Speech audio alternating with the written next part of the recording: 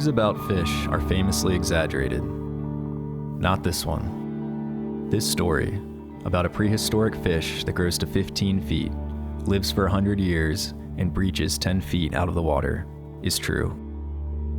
This fish belongs to the rarest species group on Earth, leaps from the water but a few weeks a year, and no compelling footage of this phenomenon exists.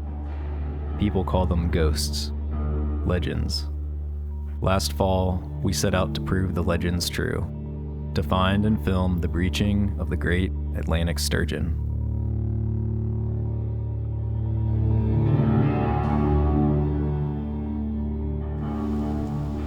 We're out here today, apparently Will's 17th time coming out. We've pretty much dialed in where they are. Under. Yeah. And today was supposed to be the last day, but now we're saying one more day. It's like a gambling addiction. This story of three friends searching for the Atlantic sturgeon is made possible by the fact that we live on one of the only rivers in the world where you can find them, Virginia's James River. The James holds this distinction because of a series of events put in place 30 years ago by a handful of people, one of whom was Albert Spells. Of course, he knew the legends better than we did. I've heard those stories. And nearly started riots up there. Those big fish would they get several of them and tie them to that bridge, and they would start pulling against the bridge, and the bridge would start rocking. And it was horse and carriage at that time, and horses didn't want to go across the bridge. Yeah, that's one of the stories about the Mayo Bridge, and it had to be big sturgeon. Yeah. Weird and whimsical, the sturgeon is an easy fish to get hooked on. They share many similarities with sharks: cartilaginous bodies, asymmetrical tails, and whiskery barbels. But sturgeon are gentle giants, toothless with a vacuum for a mouth. And their most unusual feature is their body armor. 5 rows of bone plating run the length of their bodies, giving them an astral beauty and an irresistible attraction. Speak the name sturgeon to someone who's seen one, and you'll invoke a reverence as rare as the fish itself. It's just an amazing animal. Just to think that this species has been swimming when dinosaurs walked the earth, and is still surviving today in spite of all that we've done. Before we met Albert, or knew why the James was a haven for sturgeon, we rushed to the river with the dream of filming giant leaping dinosaur fish. Justin and I went on a scouting mission in early September, just to see if we could see a sturgeon. They're anadromous, migrating from the ocean to freshwater rivers to spawn, so we started as far up the James as they could migrate, the geologic fall line in our hometown of Richmond, and we'd paddle to the Chesapeake Bay if that's what it took. The futility of the task hit us immediately. Even the narrowest part of the James still provided a vast stage for leaping sturgeon, and it only got bigger from there. To get the dream shot we were after meant we needed an endangered fish to randomly jump directly in front of a camera, within 20 feet of our canoe. We didn't know if this was even remotely possible, but the clock was ticking. Sturgeon breach for a few short weeks every fall before returning to the Atlantic Ocean. Oh my god. What? One just jumped. Are you serious? Yeah.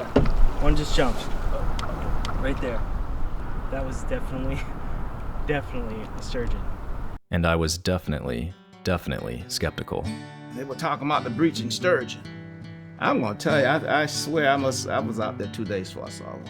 And they'd always say, "Oh, there's one." I said, pulling my leg. I just thought it was a bad practical joke after a little while.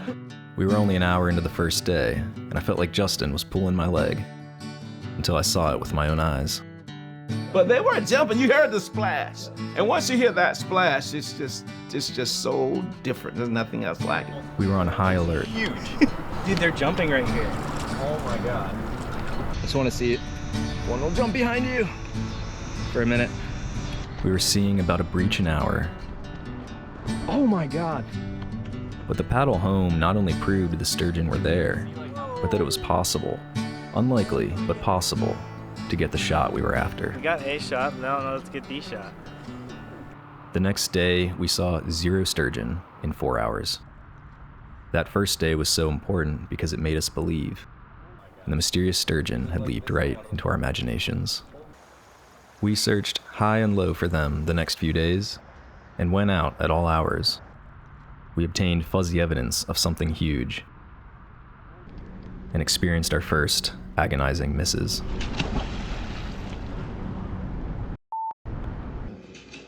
God, right? It's just like, why? Why didn't we leave it mounted to the front? And we would have gotten the most insane shot. And that's the missed shot. It's easy to lose yourself in the excitement of a breach, or even the lore that surrounds them. Native American boys used to run across the backs of sturgeon and even ride them as a rite of passage. But that was at a time when hundreds of thousands once spawned in the James. We've done a lot to limit the survival of that animal. Without sturgeon, those English settlers probably would not have survived. Native Americans taught them how to catch them. They remembered that, and when they became on the siege and during the starving times, they remembered how to catch sturgeon and eat oysters. But sturgeon probably kept them alive. In the 1800s, demand for sturgeon caviar, the most prized in the world, skyrocketed. By the 1900s, centuries of pollution, overfishing, and habitat destruction caused sturgeon populations along the East Coast to collapse. In the 1970s, the James River was literally polluted to death by the Keepone chemical disaster. The water was too toxic to swim or fish in for more than a decade. And by this time, the sturgeon, the most sensitive fish in the Chesapeake Bay, had finally disappeared. Many of those experts had concluded that sturgeon were functionally extirpated from the Chesapeake. Everyone said that the population was gone, but Albert was kind of like the one. He said, nope, there is still spawning likely going on in the James, so we need to focus on that. In the 1970s, Virginia issued a moratorium on sturgeon fishing. Many believe this prevented a localized extinction. And in 1996, a single baby sturgeon was accidentally caught by one of Albert's friends. Proof in hand, Albert put a $100 bounty on live captured sturgeon and put the word out to watermen across the Chesapeake. The watermen, they had my pager number. They would catch a fish and they would page me, and I would call them back and they would tell me where the fish were. For every 3 fish they tagged, 2 came from the James River. So something about the river here and its habitat, along with that moratorium, I think has made a big difference in the population today. Albert helped government and private organizations coordinate their objectives and started outreach and education programs. In 2012, the Atlantic sturgeon was afforded the protections of the Endangered Species Act. And one thing about what I've done with sturgeon is just so much bigger than me. It's nothing. I couldn't have done anything without collaboration from other people and cooperation from others.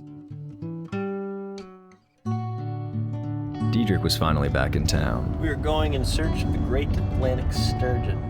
And he brought good luck with him, much needed as we explored bigger sections of river. We finally had a third camera, and our ongoing sturgeon studies led us to the rocky bottoms they require for laying their eggs. It was the middle of September now, and all these factors immediately improved our luck. Ooh, there we go. There we go. Back on high alert. If there's a camera aboard, it had better be rolling. And even though it happened in front of a power plant, we got our first good look at a sturgeon. Oh my god. Dude, it's for sure the best one we have so far. Oh my god. And then we got another. Oh. He like turns in the air. What the? I cannot wait to get out there tomorrow. We had the least amount of bad luck in the mornings, so we got up earlier and earlier. And while the river widened, it also got deeper, and this provided more vertical runway. In late September, for a few days, we don't know why, there were more sturgeon jumping than we could point our cameras at. And this brought up a very, very important question. Why do sturgeon breach? You can make a career out of that. Nobody knows. Nobody. Some people think they might be communicating. That okay, I'm here. Let's get it on. Nobody knows. There's people been studying that for decades, and nobody has the answer. Do you have any personal philosophy about why they might breach? That's for me to see them. They jump so I can see them. We agree with Albert. It's world-class wildlife viewing. The equivalent of a sturgeon safari, especially in a canoe. You're close to the surface, you can hear everything. The speed and power of a saltwater fish in an intimate river setting is breathtaking. It may sound ridiculous, but your heart leaps with these fish. Whoa! If they don't leap for joy, they inspire it. And it felt like any day we were going to capture one at point blank range. And we almost did. Oh my god. That almost jumped on top of me, dude. Until the weather blew it all up. Here on day 151, sturgeon watch. The wind's blowing really hard. We can see like hundreds of sturgeon jumping under the bridge up there, but we can't really get to them because the canoe is just blowing all over the river. So we're over here filming from the bank, hoping to get something. What you looking for? Sturgeon. They elude us today. Seem to want to be where we aren't. Seen a couple in this bay though. It was almost unbearable to be on the bank as we neared the end of the sturgeon's run. After a few days of wind, we told ourselves one more time. What are we doing, Will? We were rigging up the boat. It's not even close to sunrise. It's so dark out here. Early bird gets the worm. Well, the sturgeon's looking for the worm. They love worms. It was a morning we'll never forget, but not because of the sturgeon. The water temperature was dropping, and we could feel the sturgeon leaving the river. It was sad, honestly. And the ones who stuck around were back to their usual tricks. Reaching behind us again, and again, and again. It's easy to get obsessed with them. And one of the things we found with sturgeon, every time we thought we learned a little something, we realized we didn't know squat. Back on the bank. At this point, it may be fair to ask if we'd forgotten what was truly important. So we didn't get the shot we dreamed of. The Atlantic sturgeon were making a great return to the James River. Biggest sturgeon I ever seen. She was probably 8 foot long. And what was so neat about that fish, she started spewing black eggs. Because you always read about sturgeon and their caviar, but to see that fish spewing eggs, at that moment, you know, boy, there was hope for this river. Yeah, that was a watershed moment for me. We said it was our last day 5 times already, but we kept going out. We didn't want the daily ritual to end. It's those in-between moments that keep you coming back. When you go to the river and forget why you're there, the water can just be still. You can just be 3 friends hanging out in a canoe, talking about nothing. And that's when the river surprises you. Oh my god, I got it. Huh? I got it. No way. Got it, hell yeah. No way. Yeah. Oh my god, yes. Dude. Oh my god. Thank you, Sturgis. Oh Lord. God, we needed the one was gonna jump in this whole sturgeon strip. Oh my god. Dude, I cannot I wait. think we got the shot. I cannot wait to see that. I think we got the shot. We got it. Okay, 10 more. Oh my god. Oh, right before this power bit. Thank you, God.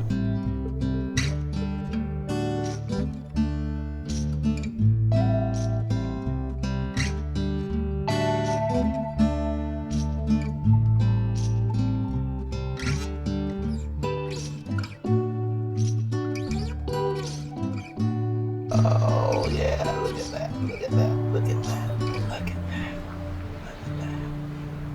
Wow.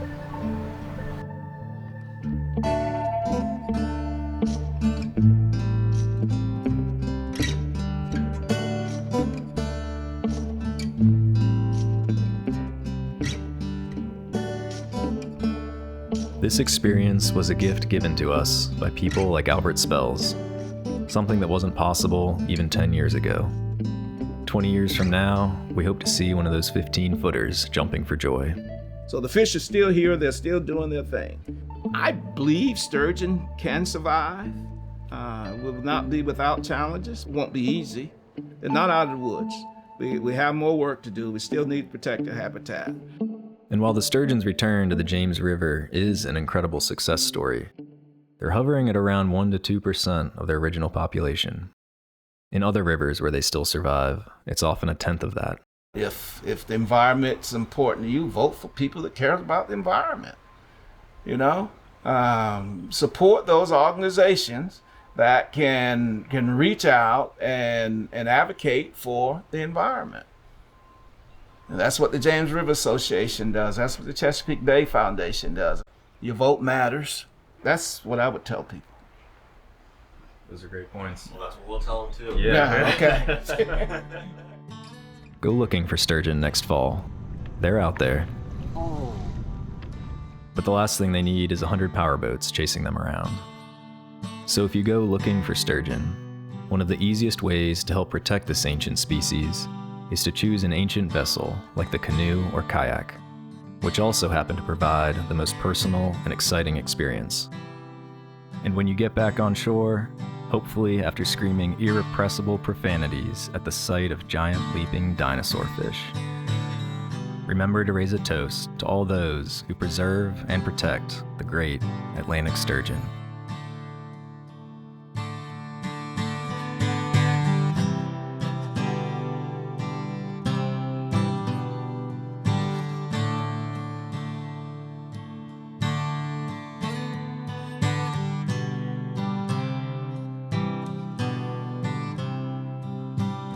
This is such a pretty shot right now. Oh my God.